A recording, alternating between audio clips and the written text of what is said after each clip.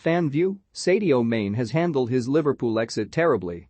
When Sadio Mane equalised against Wolves on the final day of the Premier League season, it looked as though his goal on the way to a dramatic title win would be another chapter in his remarkable Anfield story. We all know how it eventually played out. Manchester City pipped Jurgen Klopp's side to the title by a single point after their remarkable comeback against Aston Villa. Less than 3 weeks have passed since that fleeting moment, when the quadruple was still possible, and Mane looked on course to cement his status as one of the iconic figures in Liverpool history. How things have changed since then. Mane, just days before the Champions League final, set alarm bells off when he promised to give some answers about his future after the game in Paris. As soon as those words came out of his mouth, it was clear that he wanted to leave. If he was happy on Merseyside, then he would have stayed silent and signed a new deal. It is no secret that his contract, like Mohamed Salah's, is due to expire next summer, but there was always a sense that Mane would eventually commit the twilight years of his career to Jurgen Klopp. But the feeling around Liverpool after the Real Madrid defeat went from dejection to devastation when news broke less than 24 hours after the full-time whistle that Mane wanted to bring his 6-year stay to an end. He cited his desire for a new challenge as the reason behind wanting to leave, and Bayern Munich immediately emerged as the most likely destination. Liverpool will rightly hold firm for a figure that reflects Mane's standing in world football, but it seems inevitable that the Germans will pay it and he will leave. Wanting a fresh start after winning everything possible in English football is absolutely fine. Nobody can deny Mane that. He deserves everything that comes his way after years of playing at the peak of his powers. Before Virgil van Dijk, Alisson, Salah, and Fabinho walked through the door, Mane was Klopp's first game-changing signing back in 2016 and has contributed 120 goals and 48 assists in 269 appearances.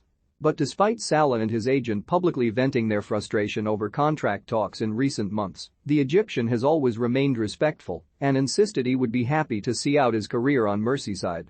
Mane's decision to leave has come from nowhere. He has also largely remained silent on his own contract negotiations too. Now we know why. To make things worse, since signaling his intention to leave this summer, Mane has showed zero loyalty and appreciation to the club and manager that made him a global star. I respect the fans and team, but 60 to 70% of Senegalese want me to leave Liverpool? I'll do what they want, he told reporters last week in a shameful press conference while away with Senegal on international duty. When asked if he would prefer a move to Bayern Munich or Real Madrid, he then followed it up with, "You know, you've got me in trouble with the Liverpool fans right now. Those two teams are not bad. But I'm not a fan of those teams. You know, my team is Marseille, so I would say Marseille. That is what leaves a bitter taste." He has instantly disregarded the affection of fans and cannot hide his desperation to leave. Whether Mane would stay at Anfield if Liverpool could afford the wages on offer at Manchester City, Manchester United, Paris Saint-Germain, Bayern or Real Madrid is unknown.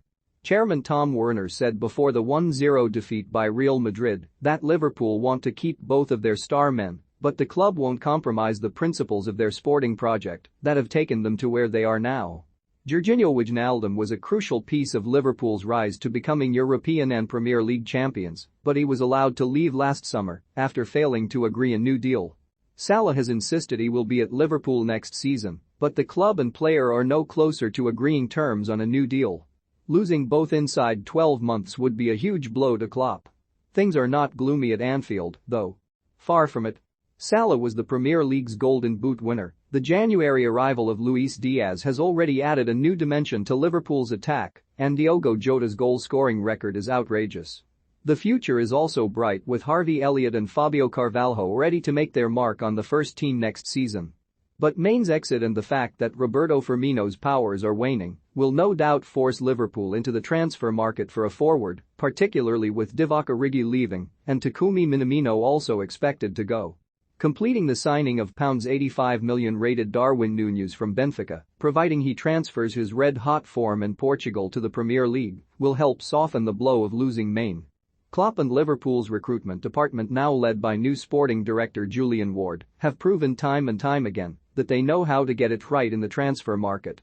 Now we must hope that Núñez is the right man to take Mane's place in the front line and hopefully steal his spot in the pantheon of Liverpool legends that once looked set to be his.